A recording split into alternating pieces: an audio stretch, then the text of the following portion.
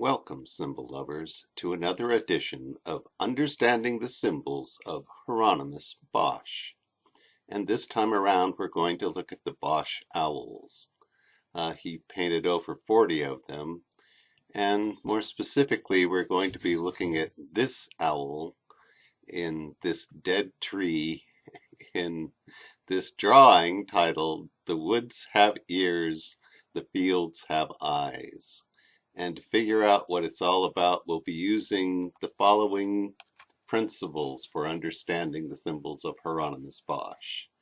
It's exactly what it looks like, or it is what it does. Find it in the Bible. It's always about Jesus. Think like an Ebionite, and context. We're going to need a little historical context to understand the meaning of the drawing. So the context is, by the time Bosch painted this, the church had been hunting, harassing, and eliminating its enemies for over 1,000 years. And during his lifetime, the Spanish Inquisition was in full swing. So there was a lot to be paranoid about. This would explain, I should think, why someone would reject the church on moral grounds, but also be very careful who they spoke to about it, because the church had gotten good at killing its enemies.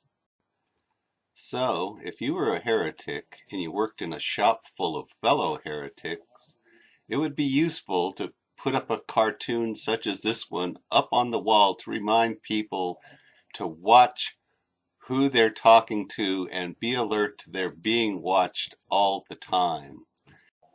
So it's a poster about paranoia and danger, but to hide its meaning, written across the top are the words, "Poor is the mind that always uses the inventions of others and never invents nothing itself."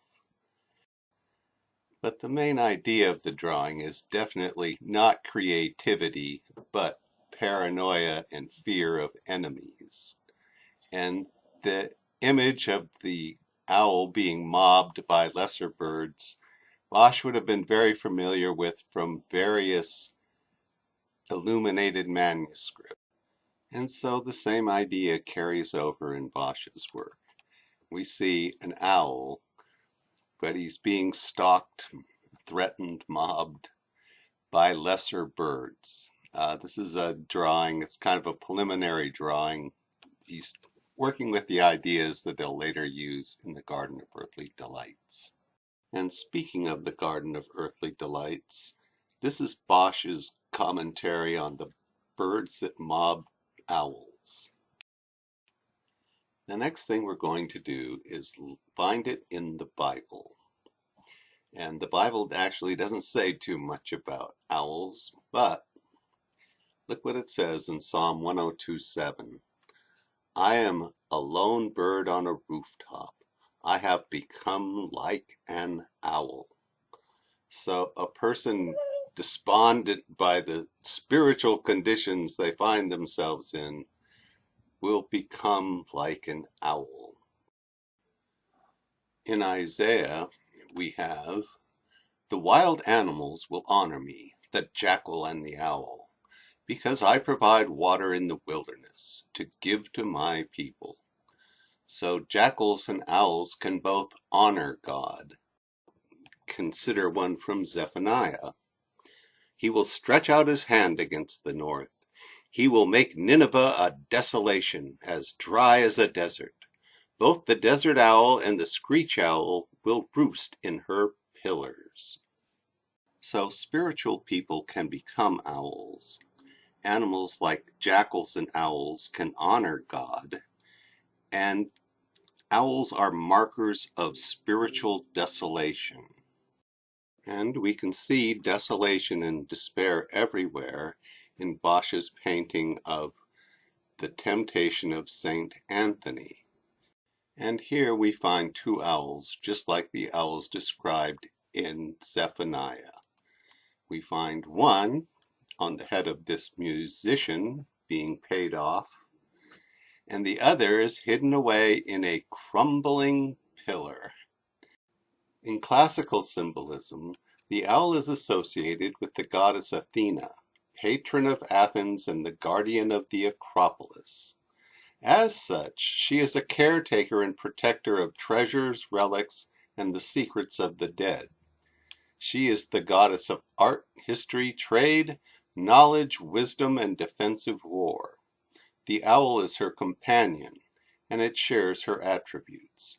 Because owls are active at night, they serve as her watchmen and are associated with the moon and graveyards. Owls are a sign of divine presence. They can be a bad omen only to those who do not want to be seen in the dark. People like grave robbers.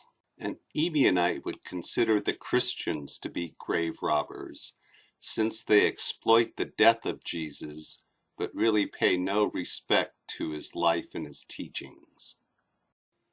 So now we're ready for It's Exactly What It Looks Like, or It Is What It Does.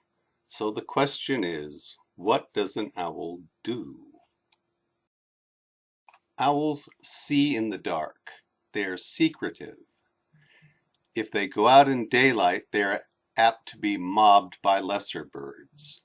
They often hide in plain sight. They seem to meditate. They seem vigilant. They do not sing. That is, they do not draw attention to themselves. They can fly. And they hunt vermin. So, to sum up real quick, the owl symbol can be read as a marker for wisdom, teaching, knowledge, secrets, both telling and keeping, so discretion, a guardian, a voice in the wilderness, one who honors God, someone in a position to know the truth, an isolated worshiper of God, a sign of spiritual desolation. Also, a minority, one who is attacked by inferiors. So with that in mind, we can interpret this symbol. That is, wisdom has made a home on this woman's head, or this woman is carrying wisdom in her mind. And she does carry it. She walks about. She goes to others with her wisdom. So she is a missionary. And she is aware that for her trouble she will be harassed by these lesser birds. The lesser birds being the church that kills people in the name of Jesus. Also, you can tell she's not a nun by the lace under her collar there. So she's more likely a Beguine. All of the symbols of Hieronymus Bosch point to the fact that he was a secret neo-Ebionite. For all the evidence, you'll have to wait for my book. For now, let's continue. So this should give you some idea why an Ebionite heretic like Bosch would adopt the owl as his personal symbol. It's because heretics like Bosch embrace wisdom. They consider themselves obligated to be teachers and obligated to be knowledgeable, as well as being very discreet. They are guardians. They are a voice in the wilderness. They honor God. They are in a position to know the truth. They are isolated. They are a sign of spiritual desolation. They are a minority, and they are often attacked by inferiors.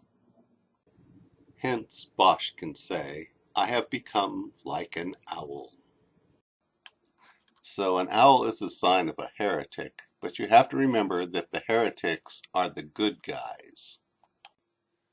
So now we've identified the owl and the source of the paranoia, but what about the dead tree? And for that we go back to the Bible, where we read, "By their fruit you will know them. Are grapes gathered from thorn bushes, or figs from thistles? Likewise, a good tree cannot bear bad fruit, and a bad tree cannot bear good fruit. So this is an owl who has made a home for himself in a tree that produces no fruit.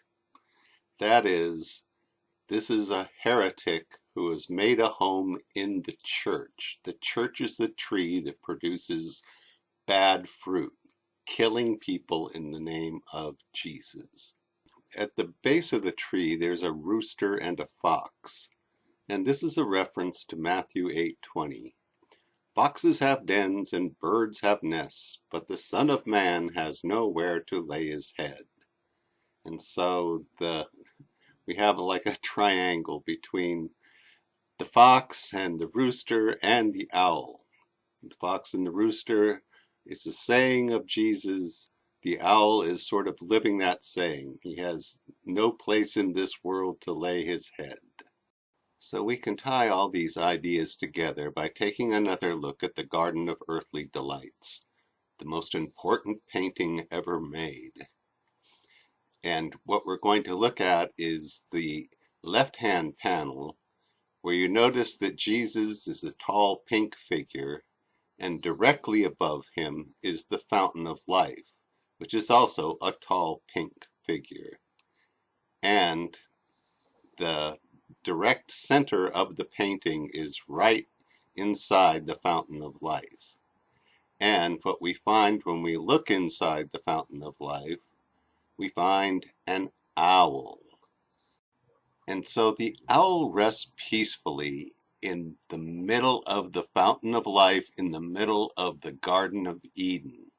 It doesn't get any nicer than that.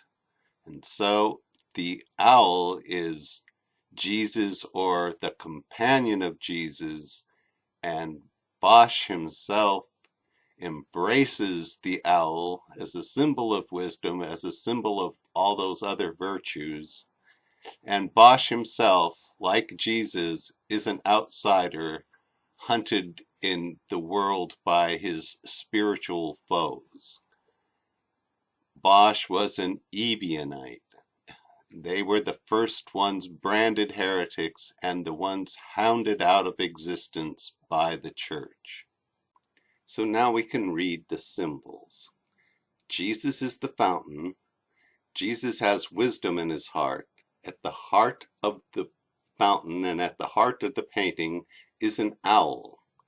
The owl is the companion of Jesus, or the owl is the representative of Jesus. It's what's in Jesus' heart. The owl is wisdom, and Bosch embraces Jesus and his teachings and embraces wisdom.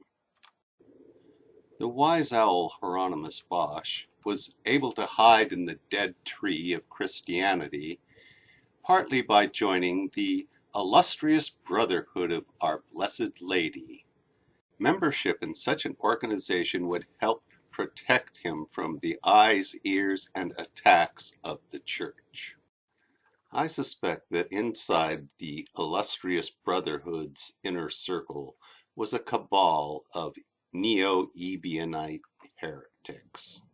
Be that as it may, we can tell by the way Bosch uses the owl that it's meant to be seen as the embodiment of the teachings of Jesus, or as a follower of Jesus. And the owl, like Jesus and any good heretic, is also a teacher. When Bosch puts one in the scene, you're meant to learn a lesson, and usually an Ebionite lesson. I understand we've all been sitting too long, so let's get up, start moving around, and thank you for watching another edition of Understanding the Symbols of Hieronymus Bosch. One last thing before you go. Some people think you can gain wisdom just by staring into the eyes of the owl. Why not try it? Just look into the eyes of the owl and relax. Feel the wisdom flowing into you. Relax. Subscribe. Like. Leave a comment. Relax. You're getting wiser. wiser.